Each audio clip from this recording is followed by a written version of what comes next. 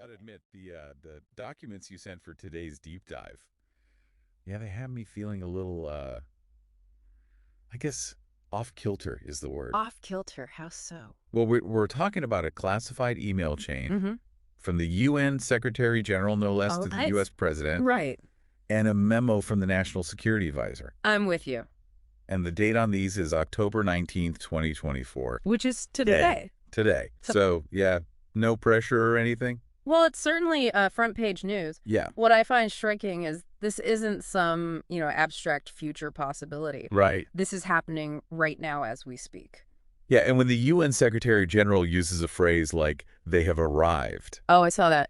things are getting real. Yeah, what's unnerving is this shift he describes from speculation, Right. fragmented intelligence, he calls it, Mhm. to undeniable confirmation. Right. So whatever they are is beyond what they initially thought. Yeah, who are they, though? Right. And what does their arrival entail that's got everyone so spooked?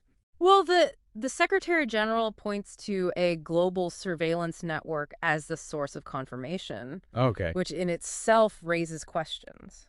Right, like how much we being watched? Exactly. And if they were detected, what does that say about their capabilities?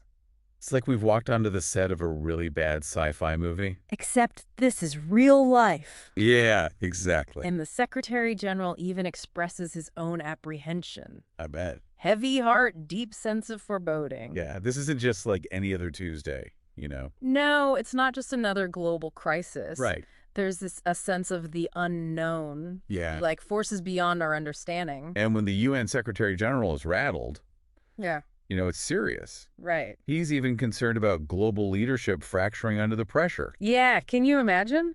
It's like the weight of the world is on your shoulders. Mm-hmm. You're desperate for answers, and the supposed grown-ups in the room are losing it.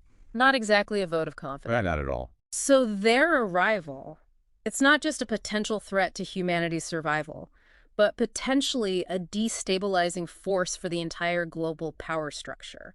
Wow. A seismic event. And then we get to the National Security Advisor's memo. Yes. And that takes an even more unexpected turn. Fill me in. We go from, they have arrived, to a demand for the complete shutdown of all AI development. Whoa. A full system shut down by October 21st. Yes. 2 days from now. 2 days. Talk about a hard stop. What could possibly be so bad that they would even consider this? Right. What kind of threat would make you basically hit the reset button on modern civilization? And with no guarantee that it'll fix anything. Exactly. And the memo makes it clear this is not a negotiation.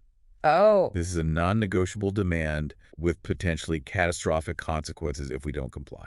That's intense. Yeah. It really highlights just how serious this all is. Right. We've come to rely on these systems. I know. They're the engine of the modern world, and now suddenly they're a liability. Like a really bad joke.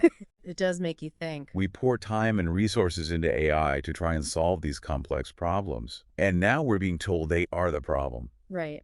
It makes you just want to toss your phone in the ocean and take up knitting. I hear you.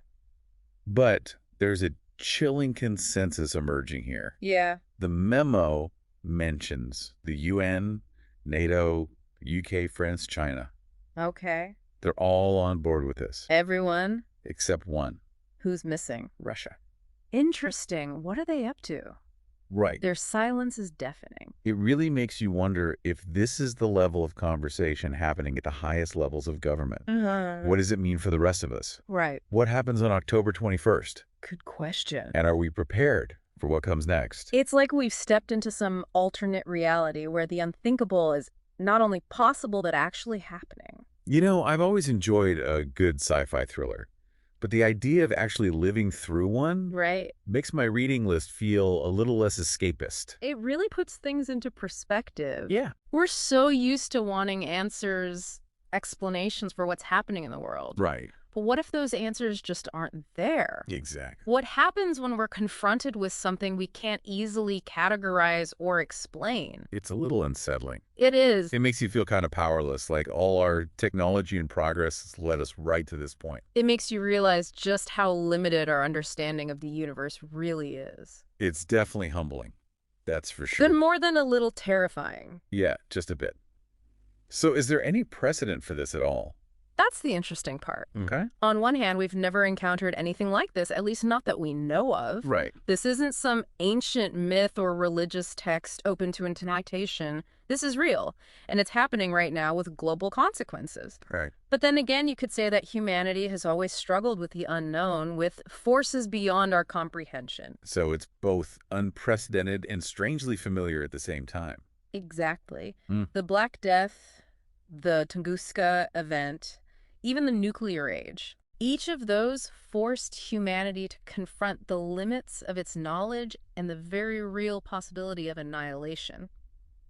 But this is different. The scale might be different, Okay. but those feelings, the fear of the unknown, the search for meaning, that's a universal human experience. So what are we supposed to find comfort in that our ancestors had their own existential crises too? It's not really about comfort, but more about perspective.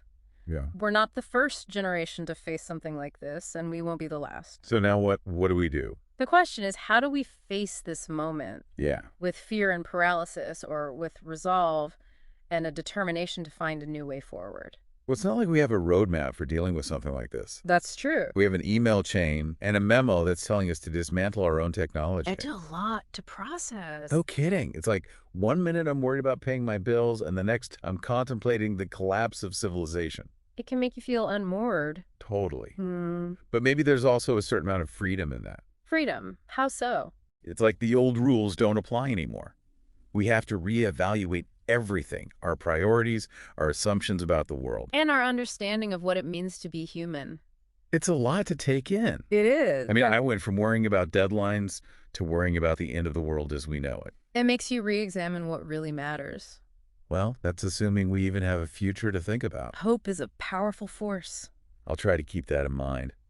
I gotta say, after all of this, I'm having trouble shaking this feeling of like, I don't even know what to call it, unsettling awe maybe? I can see that. It really does feel like standing at the edge of something completely unknown. We're wired for predictability, and this throws all that out the window. Yeah, but there's a part of me, and maybe it's the sci-fi geek in me, but a part of me can't help but feel a sense of wonder about it all. Wonder how so? Well, for all our supposed advancements and our talk about understanding the universe, we're still asking that basic question, are we alone?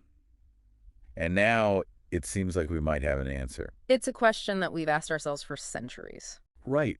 And to think we might be living through the answer to that question is incredible. It is both humbling and exhilarating at the same time. But it's not just about the what, it's the why. What do you mean? Why now? Why us?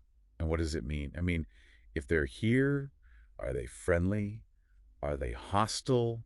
Are they just passing through? Those are the million-dollar questions, and unfortunately, we don't have the answers. Great. But maybe that's the point. Maybe it's not about knowing all the answers, but about how we respond to the unknown, to the possibility of something truly transformative entering our world. That's a lot to put on humanity, don't you think?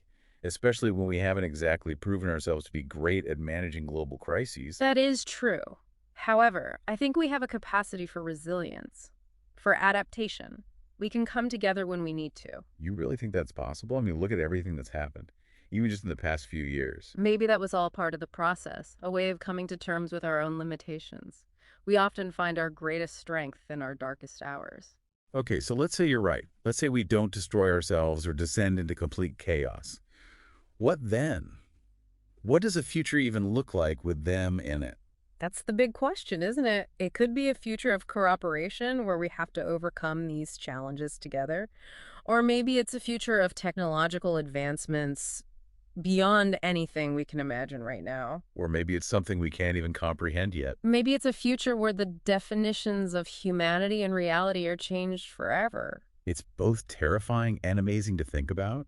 It's like we're on the verge of something huge, something that could change everything. It certainly seems that way. And as we stand here at the edge of the unknown, all we can do is wait and watch. The story is still being written, and we're all a part of it now. Every single one of us. Well, that is a lot to think about. If you're listening to this and you haven't already gone off the grid, I commend you. But in all seriousness, this deep dive has shown us that anything is possible. So stay curious, stay informed, and stay connected. We're all in this together, whatever this turns out to be. Until next time. Take care and keep looking up.